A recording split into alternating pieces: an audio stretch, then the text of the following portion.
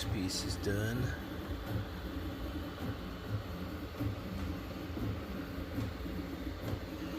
And this spool is done. That was a very good guess. Couldn't exactly tell, but I kind of eyeballed it at least one row at a time is almost an hour, give or take, probably 10 minutes. So that's cutting it pretty close.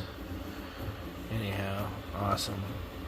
Now I only have 5 more pieces left. The bottom 2 pieces, those top 2 pieces. Oh, and that. So there's only 4 more pieces left. Awesome. Well, can't wait to get them done. Like, share, and subscribe. Peace out.